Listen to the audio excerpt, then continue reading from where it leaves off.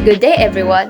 I am Sharami El Caro, together with my co-reporter, Lovely Rose Casona. We will be discussing to you all about the taxation under the American in the Philippines. So first, what is taxation? Taxation is a term for when a taxing authority, usually a government, levies or imposes a financial obligation to its citizens or residents. This type of taxes include income, corporate, capital gains, property, inheritance, and sales.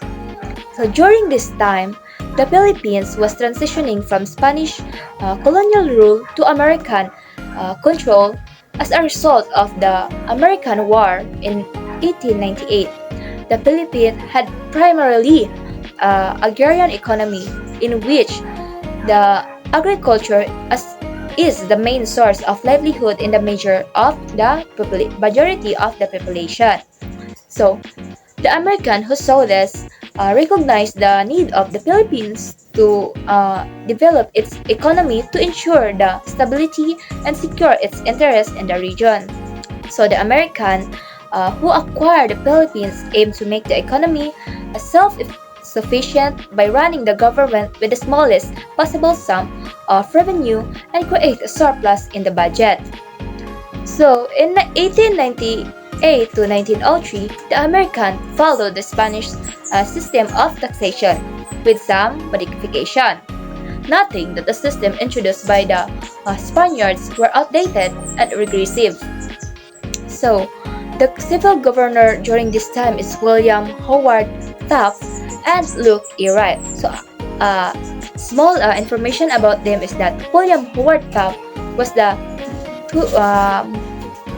27th President of the United States, serving from the 1909 to 1913, and also the 10th Chief Justice of the United States, serving 1921 to 1930, the only person to have held both offices. So, William, who was born in September 15 in 1857 and died on March 8, 1930, after becoming a lawyer, Taft was appointed a judge while still in his 20s. He continued a rapid rise and became named Solicitor General. And in 1901, the President McKinley appointed Taft as a civilian governor of the Philippines. So, Luke Edward Wright was born on August 29 and 1846 and died on November 17, 1922, was a United States political figure. He served as a Governor General in the Philippines in 1904 to 1905. So, the military government suspended the contracts for the sales of opium, lottery, and mint charges for coinage of money. Later on, the urbana would be replaced by a real estates which became known as the land tax. The land tax was levied on both urban and rural real estates. And the problem with land tax was that the land titling in the rural area was very disorderly. The appraising of land value was influenced by political familiar factors, and the introduction of taxation system on the agricultural land faced objections from the landed elites. On July 2, 1904, the Bureau of Internal Revenue or BIR was created through the passage of Reorganization Act number 1189. And in August 1, 1904, the BIR was formally organized and made operational. So, the Bureau is mandated by the law to assess and collect all the national interval revenues, taxes, fees, and charge. And in 1904, the Interval Revenue Law of 1904 licensed and excise taxes, tax on banks, documents, stamps taxes, cedula, taxes on insurance company and forest products, mining, concession, tax on business and occupational license. The Internal Revenue Law of 1904 was passed as a reaction to the problem of collecting land tax. It then prescribed the 10 major sources of revenue. First is the license taxes on firms dealing in alcoholic beverage and tobacco. Second is excess taxes on alcohol beverage and tobacco products. Third, taxes on bank and bankers. Fourth is document stamps taxes. Fifth is the cedula. Sixth is taxes on insurance and the insurance companies. Seventh is the taxes on forest products. Eighth is mining concession. Ninth is the taxes on business and manufacturing, and the last one is the occupational licenses. So, for the continuation of the reporting, I will give lovely Rose Casona the chance to continue the discussion. Good day everyone, I am Lovely Rose Casona, and today I will continue to discuss the taxation under the Americans. Those 10 major sources of revenue is none of the taxation system in Spaniards. They modified the taxation system of the Spaniards, which they see as an improvement because they want the government to be independent through taxes. In 1907, provinces were authorized to double the fee for the cedula to support the construction and maintenance of roads, and they imposed tax in exporting and importing of products. The cedula went through many changes in the new law, as the rate was fixed per adult male, which resulted to a great decline in revenues. The cedula tax certification issued by the Philippine government upon to individual and corporation payment of community tax, and used in conducting transactions in various agencies and offices in government. Industrial tax imposed taxing system for the businesses community. That's why we have sales tax. First, we need to define industrial tax. Industrial tax is tax on salaries and profits, while the sales tax is a tax paid by a government to a government body for the sales of a certain good and services. The new act also imposed a percentage tax on sales payable quarterly.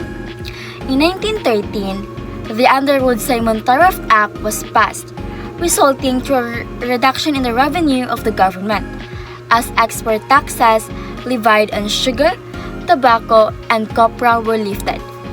To make up for the loss, General Francis Burton Harrison urged that tax receipts be increased to make up for the loss. Minor changes were made to the 1904 Internal Revenue Act such that as the imposition of taxes on mines, petroleum products, and dealers of petroleum product and tobacco. New sources of tax were introduced later on. In 1914, an income tax was introduced. In 1919, an inheritance tax was created, and in 1932, National Lottery was established to create more revenue for the government.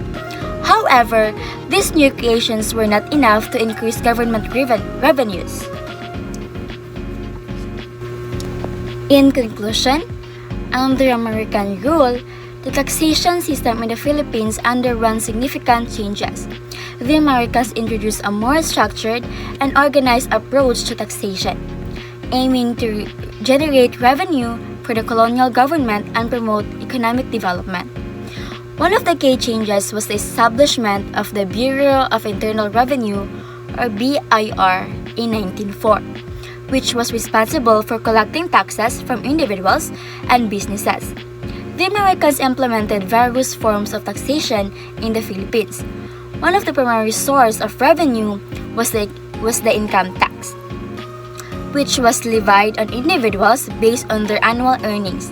This tax was progressive, meaning that higher income individuals paid higher percentage of their income as tax.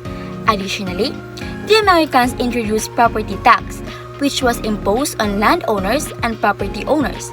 Another significant form of taxation during this period was the customs duties. The Americans imposed tariffs on imported goods, aiming to protect local industries and generate revenue for the government. These tariffs vary depending the type of goods and were collected at ports of entry. The implementation of taxation under American rule had both positive and negative impacts on the Filipino people. On one hand, it provided a stable source of revenue for the colonial government, enabling them to invest in infrastructure, projects, and public services.